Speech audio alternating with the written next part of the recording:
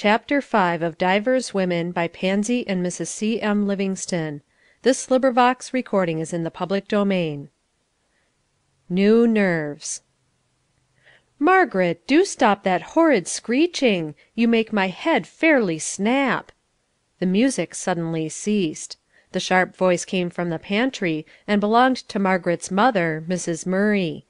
She stood before her moulding board, weighing out chopped raisins, currants, flour, butter, and all the other ingredients that go to make a fruit cake. The deep cut frown between her eyes, the worried expression, and the tightly shut lips told their own story. The singer stood at the kitchen table washing the breakfast dishes, a pretty picture, with her 16 years just blossoming into pink cheeks and bright eyes, a trim and dainty figure even in her simple dark print and white apron. She looked so happy, and caroled forth her song so gaily, while she wiped the delicate china cups on the soft towel. If her mother could but have seen her, would she so rudely have jarred the bright spirit? And this was Margaret. She, too, could frown. Now the straight black brows drew themselves together in an ugly way on the white forehead, the cheeks took a deeper pink, and the bright eyes had a snap in them. She flung the cups on the table in place of the almost loving touches she had bestowed upon them. The clatter went on, and at last a luckless cup reeled and rolled to the very edge of the table, and off it went, shivering into many fragments. This brought Mrs. Murray to the pantry door. "Well, I never saw anything like you for carelessness," she said in a high-keyed voice. "There goes another of that set. You were vexed, or that wouldn't have happened. I heard how you slammed about after I spoke to you. Now pick up the pieces and go away. I will wash them myself."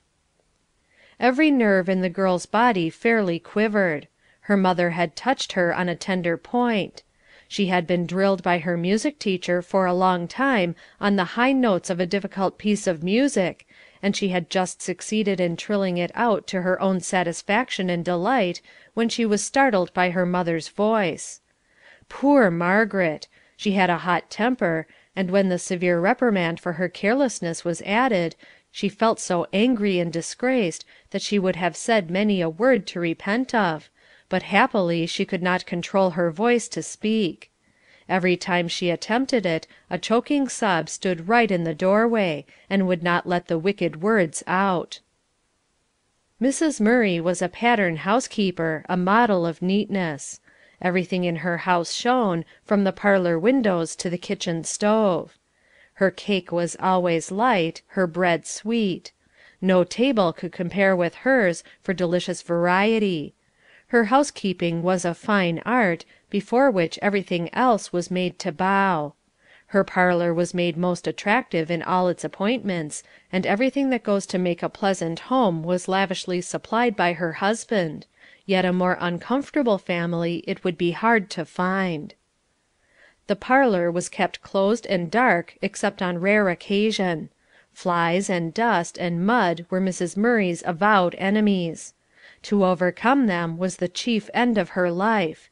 To this end she tortured her husband, and son, and daughters. Summer and winter she diligently pursued them, and many a tempest was evolved in that house from a source no greater than a muddy footprint, or stray fly or two, for in summer the house was enclosed in wire screens, and heedless people were for ever leaving them open. Economy, too, another most desirable virtue, was in this home made to appear almost a vice. She would not let the sunshine in, lest it would fade the carpet. She made her room dingy and unpleasant in the evening, to save gas. She would not make a fire in the parlour in the winter, because it wasted coal. She would not open it in summer, because dust ruined the furniture. To make matters worse, Mrs. Murray was a woman made principally of nerves. She was a constitutional fretter. It must be said in her justification that she came of a nervous race. There are different kinds of nervous people. This family did not belong to that limp class who start with a fright at every noise, or faint at sight of a spider. Their nerves were too tightly drawn, and like a delicate stringed instrument When a rude touch came, snap went a string, making all life's music into discord as far as they were concerned. The discord usually expressed itself in scolding. It is a real luxury for the time to the wicked nerves to give somebody a sound beating. Mrs. Murray's mother and grandmother and great grandmother had made a practice of scolding their children, their servants, and their husbands when necessary, and it never seemed to occur to her that there was any other way to manage affairs. Another antic those naughty nerves often indulged in was nervous headache. When anything especially annoying took place, they met in convention at the top of the poor head, and held an indignation meeting. At such times Mrs. Murray was obliged to retreat to her own room. The increasing frequency of these attacks furnished her with an excellent reason for withdrawing herself from society almost entirely. She was not strong enough to entertain company. She was not strong enough even to attend church habitually. Her strength must all be given to her house and her table, for she was one of those housekeepers who consider economy out of place here. The cakes and pies and knick-knacks were counted a necessity, as well as more substantial food. Don't say Mr. Murray should not have chosen such a wife. He did not. This gloomy, fault-finding woman bore no resemblance to the sweet, bright girl he married. It had all come about so gradually that neither realized the great change. Ralph, the only son, a fine, tall young man, just out of his teens, had lately been taken into his father's firm. He was noble and true, though in a little danger on account of his fondness for company, which, not being gratified at home, was taking him away from its safe boundaries to clubs, and questionable company and amusements, much more than pleased his father. But Ralph declared he must have some pleasure. Didn't want to mope in his room alone after being hard at work all day. As for home, there was nothing there, not even a good place to read, gas at the top of the wall in the dingy old dining room, and the girls always out, or out of humour. He could do no better. Mr. Murray was uneasy. Their home was sort of dismal. What was the matter? The two daughters, just coming up to womanhood, also missed many of the pleasant surroundings and sweet sympathy that other girls seemed to have in their homes. With all her toil and doing, Mrs. Murray was letting her children slip, as it were, through her fingers. The house was well furnished, but there was no room bright and warm, with music and books and papers, where they gathered in the evening and strengthened the home ties. No servant could long please Mrs. Murray, so the comers and goers to that kitchen for many years were numerous. Now she had hit upon a new plan. She could carry out some good old-fashioned notions she had about training girls in domestic matters. She would do her own work with such assistance as her daughters could give her out of school hours, calling in such help as they needed. But the project did not work well. The girls were always hurried. Their school duties left very little time for anything else, so their household tasks were not always well or cheerfully performed, especially Margaret's. Her love for music amounted to a passion, and she grudged the time for practice. Then her inexperience tried her mother's patience sadly, and brought the inevitable scoldings, and made Margaret's irritable nerves flash up to meet her mother's. But that Saturday morning that we began to tell about, it was such a very exasperating one all around. One thing after another happened to make things go wrong, till it fairly seemed as if some evil genius had affairs under control. The door opened, and a sweet round face, framed by a sweeping cap, appeared. A graceful young girl armed with broom and dustpan stepped lightly across the kitchen, deposited her broom in the corner, and proceeded to empty the contents of the pan in the fire. "Florence," spoke her mother sharply, "what do you mean by putting dust in the fire when you see this kettle of stewed cranberries on the stove?" Florence started guiltily, spilling some of the dust on the stove in her agitation. "There, now you see what you've done. You two make more work than you do. And just see how you have stood the broom in the corner, instead of hanging it up as I have told you 100 times to do. It is more trouble to teach you than it is to do things myself. I wonder if you have just got through sweeping. Such slow poking works, I could have done it twice over by this time. I don't see why I should be so tormented. Other people have girls that amount to something." Mrs. Murray down in her heart believed there were no girls in all the kingdom like hers. Florence was accustomed to this sort of talk, and yet it hurt her sensitive, affectionate nature every time. The blue eyes took on no indignant light; instead they filled with tears, which irritated her mother still more, and she said, with increased sharpness, "There, go away. You are made of too fine stuff for common purposes, getting so touchy that not a word can be said to you." Counting time by her mother's calendar, Florence had been a long time doing a little, but her nature was different from her mother's, all her movements were gentle. She had been reverently following her mother's directions. Her untiring patience ferreted dust out of every little corner where it had lodged in the furniture. She had mounted the step ladder and dusted the pictures and cleaned and polished all the little ornaments. True, she lingered a moment over a book of engravings, and to kiss a little statuette of "Prayer," but she thought she had done it all so nicely, and a little word of praise would have made her so happy. It was hard, when she had done her best, to have only fault findings. At a very critical stage of affairs in the pastry making, Nettie Blynn knocked at the side door. She only wanted to see Maggie just a minute about the Christmas entertainment. Maggie set down a half beaten dish of eggs and ran. The minute lengthened into many more, and the girls talked and talked, as girls will, forgetting all about the time. When Margaret returned to the kitchen she found her mother in a perfect fever of haste, and poor Florence trying to go 2 or 3 ways at once. "Now, Margaret," her mother began, "I might just as well depend upon the wind as you. Drop everything and run the minute you are called. That is just as much sense as Nettie Blynn has, running to the neighbours Saturday morning, and staying like that, when I have so much to do. You don't seem to care whether you help me or not." "Why, mother, how could I help it?" Margaret answered with spirit. "I didn't ask her to come, and I couldn't tell her to go away. Saturday morning is as good as any other time to her. She doesn't have to work all day Saturday, and how should she know that I do?" Just here the front door bell gave a malicious ting-a-ling. Mrs. Allen, an old friend who lived several miles out of town, had just a few minutes before train time. She was sure there was no one in the world she wanted to see so much as Mrs. Murray, and Mrs. Murray was just as sure that she herself wanted to see nobody just then, but there was no help for it. She washed the dough from her hands, and saying to Margaret, as she hurriedly left the kitchen, "Finish that pie, and watch the fire. Don't let that cake burn, nor the cranberries." Alas for Margaret!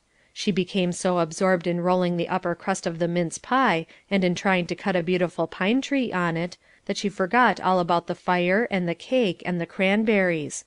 An odour, not savoury, came from the stove. Margaret rushed out, but it was too late. The cranberries sent up a dense black smoke, and were burned fast to the new porcelain kettle, and, horrors! on opening the oven door the fruit cake was a sight to behold, as black as a hat, and an ominous looking valley in the centre of it. "Flo, go tell mother to come here quick!" screamed Margaret. "Everything has gone to destruction!" Any housekeeper can well imagine what a person, who did not hold firm rule over nerve and tongue, would say under such aggravations. Although her mother's words stung like scorpions, Margaret did not attempt to excuse herself this time, for she felt keenly that she had been guilty of great neglect, and she would have told her mother so if the bitter words had not made her hard and sullen. The longer her mother talked, the less she felt that she cared for the consequences of her fault. This Saturday's work was unusual, not only because Christmas was near at hand, but an old aunt of Mrs. Murray's was coming from Philadelphia to make a visit. She had not visited her niece in many years. She also used to be a model housekeeper, and Mrs. Murray was anxious that everything should appear to the best advantage. At last the toil and strife of that day was over, the work was all done up, and the girls sought their own room. "Maggie," said Florence, "what do you suppose Aunt Deborah will bring us for Christmas presents?" Florence braided her golden locks as she talked, her face cheerful as usual. The trials of that day had left no mark on her sunny face. Not so with Maggie. The frown was still on her forehead, and she flung herself on the lounge in a despairing sort of way as she answered, "I'm sure I don't know nor care either, whether I ever get another present in my life." "Why, Maggie, what's the matter?" "The matter is that I am tired of this awful life. I work, work, and be scolded all the time. I wish Aunt Deborah was in Jericho, or anybody else that is coming, to make more work for us. I could stand the work, though, but I can't stand scolding all the time. Mother hasn't said a pleasant word to me to day." "Sh!" said Florence. "Mother is sick and nervous. Don't you think if you wouldn't provoke mother so much it would be better? And then maybe" Florence was almost afraid to speak her next thought, "don't you think you answer back a good deal sometimes?" "There, you just hush up," said Margaret. "I guess you needn't set up for a lecturer, too. 2 years younger than I am, you are taking a good deal upon yourself, I should say. I'm nervous, too. Young folks are called cross, but older ones always called nervous when they are cross. I wish I could go off somewhere. I'd go anywhere to get away from home, for it's just dreadful. Mother don't care for me one bit. She don't scold anybody else as she does me. When I go over to Mrs. Blynn's, it just makes me sick. Nettie and her mother are just like two sisters. They sit under the drop light with their fancy work and talk, or Nettie plays her new pieces over for her mother. I could play as well as Nettie if I had time to practice, but mother don't seem to care anything at all about my music. We might keep a girl like other people. Father is able to. I think it is too bad." "Oh, don't, Mag, don't say any more," said Florence. "It makes me shiver to hear you talk so. You know what it says about honouring parents. I'm sure something dreadful will happen to you. You will drop right down dead, maybe, or just think how you would feel if mother should die after you've talked so. Oh, Maggie," she said timidly, "if you were only a Christian now, how it would help you." "Pho!" said Margaret. "Mother is a Christian, and it don't help her one bit." Then Margaret put her head down on the arm of the lounge and cried. She had wanted to cry all day, but there was no time. The door stood partly open between Mrs. Murray's room and that of her daughters. That ruined fruit cake had accomplished its work, the severe nervous headache had come and obliged her to go up to her room and lie down, while the girls supposed her to be still in the dining room. So the talk came floating into her while she lay on her bed pressing her aching temples. What a revelation was this! Was it possible that she was the person meant? One daughter blaming her, and the other excusing her. She almost forgot about her head in this new pain. The first feeling was one of indignation and wounded pride, but conscience told her it was all true, that she was a cross, fretful mother, and that she had not made her home a happy one, that she had been selfish and unsympathetic, and her children were getting estranged from her. But the last few words touched her most of all. Her religion did not help her. Sure enough it did not, any more than a pagan's, and she had brought dishonour on Christ. The veil had suddenly fallen from her eyes. She excused herself from tea on plea of a headache, telling each one who came softly to the door asking to minister to her, that she wanted nothing but quiet. She wanted to face this dreadful revelation all alone, and yet there came no high resolve that hereafter everything should be different. She lay there disconsolate, discouraged, a mere heap, it seemed to herself, weak, purposeless, a soul who had made a failure of life, with no power to alter it. If she might but slip out of the world entirely. It was all turned to ashes. How small and mean her ambitions all seemed now. She had given years of drudgery, and this was the result, made her family miserable. Mrs. Murray was one of those who keep the inner sanctuary of their hearts shut and barred, lest some foolish tenderness should find expression. It was there, though, and those dreadful words her dear eldest daughter had spoken were to her like a stab of a knife. Like most nervous persons, her feelings were intense. Such condemnation, remorse, and utter despair as took hold of her.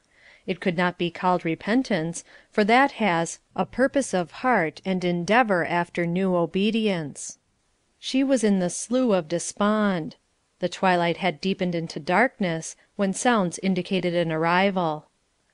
"Aunt Deborah has come," Florence whispered at the door. "You lie still, mother, and Mag and I can do everything just as nicely." But "mother" hastily arose and met her visitor as calmly as if she had not spent the last 3 hours in a tempest. Aunt Deborah Hathaway was a dear old saint. Her name should have been Peace, for that word was written all over her, from the unruffled brow and calm eyes to the soft folds of her dove-coloured cashmere. "Tell me all about your life, my dear," she said to Mrs. Murray when they were seated alone next morning, all the rest of the family in church. "My life has turned out to be a failure," said Mrs. Murray sadly, "and what is strange, I have only just now found it out." Then drawn on by the loving sympathy expressed, she unburdened her heart to Aunt Deborah, keeping back nothing. "But then, what am I telling all this to you for? Nobody can help me. I have at times realized that I was growing very irritable, and was ashamed of it. Then I would resolve that I would not do so any more, but my resolves are like ropes of sand. I get started and can't stop. I think if human beings were like sewing machines, and when they get out of order could have some skilful hand just put a drop of oil here and there, and loosen the tension or something, it would be so good. But things do annoy me so, sometimes it seems as if Satan himself planned things out to vex me." "I make no doubt," said Aunt Deborah, "but that Satan is busy enough, but sometimes I think he gets more set down to his account than rightfully belongs. He couldn't accomplish half he does with us if we didn't help him. We put ourselves in such a condition that it is easy for him to carry us captive. But you said 'nobody could help you.' Now I believe I can help you. I came very near being shipwrecked once myself on these very rocks you have struck. It will never do to give up and go to groaning when we get into trouble. What you want is to get out of it. To help you in the best way, you must give me an old woman's privilege and let me speak my mind freely. I think I know the secret of the trouble. Your nerves are sick. People used to think that meant hysterics, but they know better now. You are overworking these sick nerves. The first thing to be done is for you to get relief from everything that tries you, as far as you can. Treat yourself like an invalid, as you are. Then change your way of life entirely. Go out a good deal in the air, read and talk and sing, and play on the piano. You used to be a good player, I remember. Let the housework and the sewing be done by somebody else, except what you can do without a strain upon yourself. Then I should be a little careful about my dress, to have it becoming and all that, and I would invite in a little company once in a while, and go out in a sociable way a little, and try to make my home just the brightest, cheeriest place in all the world. Economy is good in its place, but I believe Satan is even at the bottom of that sometimes, when we drive our boys and girls out from home by saving coal and gas, and shutting the sun out of our houses. They like brightness as well as the birds do. You see you can't tell me anything new on this. I made all these mistakes myself once." "But Aunt Deborah," said Mrs. Murray, "I am surprised. I thought you used to be such a strict Christian." "Used to be such a strict Pharisee, you mean," Aunt Deborah answered. used to imagine religion consisted in wearing the ugliest garment I could put on, combing my hair straight back in a hard knot, being a 'keeper at home,' and making things generally uncomfortable for everybody. Now I think a Christian is one who loves and obeys his Lord. I know I love Him, and I am trying to obey Him, but I believe if there is one place on the earth He loves next to the gates of Zion, it is a happy home, and that He smiles upon us in all our innocent efforts to make it so. You were surprised that I did not say right off, 'Pray over your troubles,' weren't you? No, no. I believe we have got to take everything out of our way that hinders us before we come and ask Him to do some great thing for us. You must lay aside the weight, and the temptations to the sin that doth so easily beset us, then He will do His part. It isn't His way to do for us what we can do.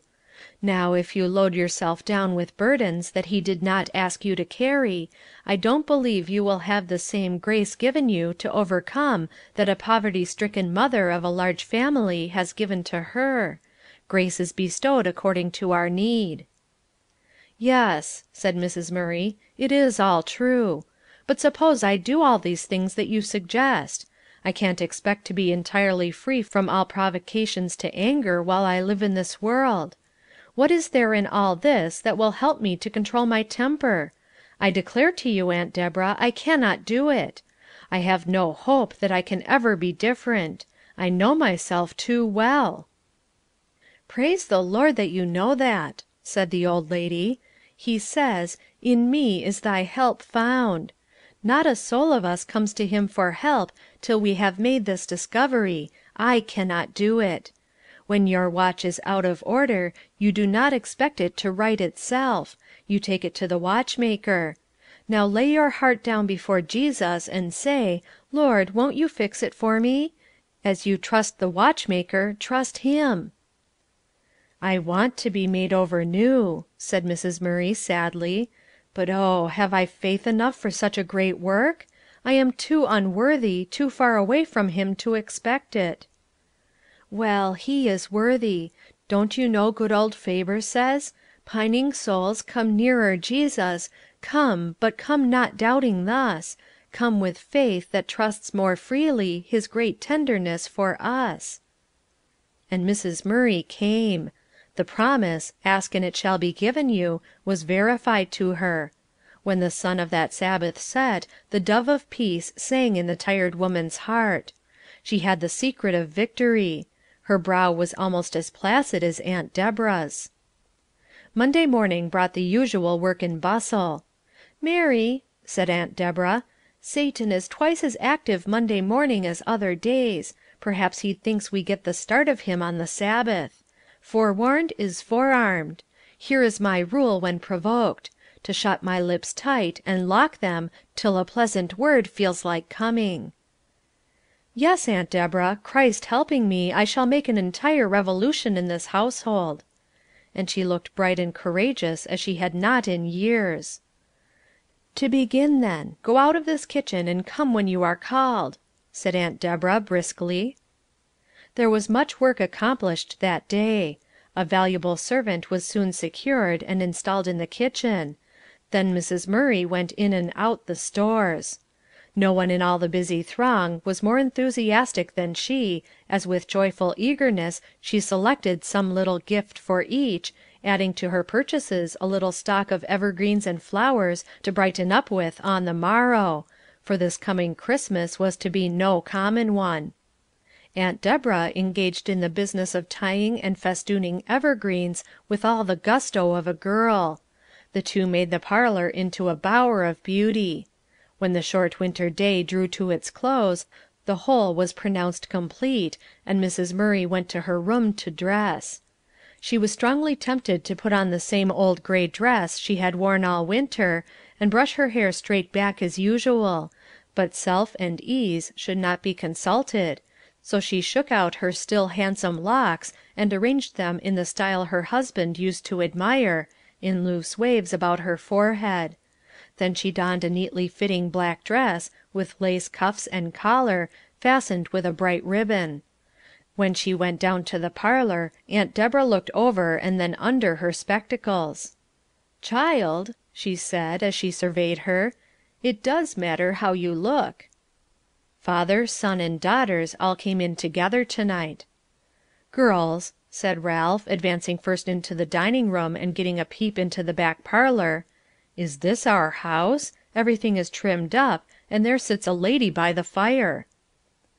Wreaths festooned the archway between the parlours, there were vases of flowers, and hanging baskets of trailing vines, and a canary in a gilded cage, a bright fire in the grate lighting it up cheerily; Aunt Deborah smiling and knitting on one side, mother on the other.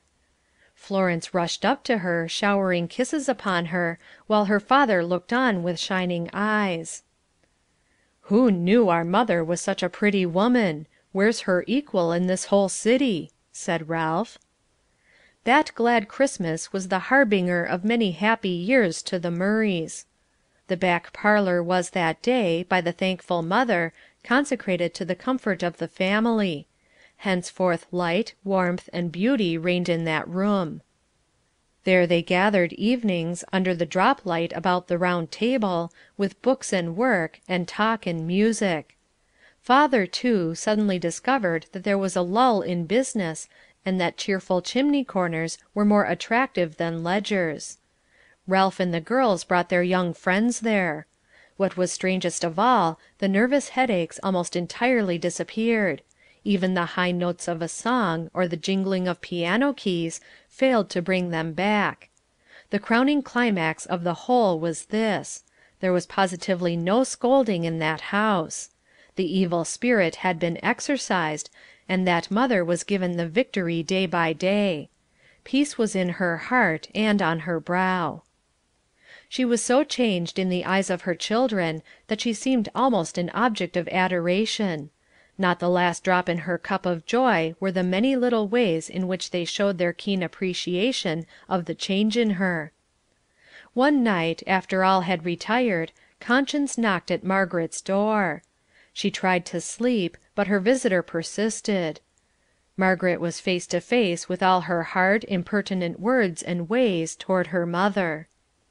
"Flo," she said, "a miracle has come to mother, or she's getting to be an angel or something."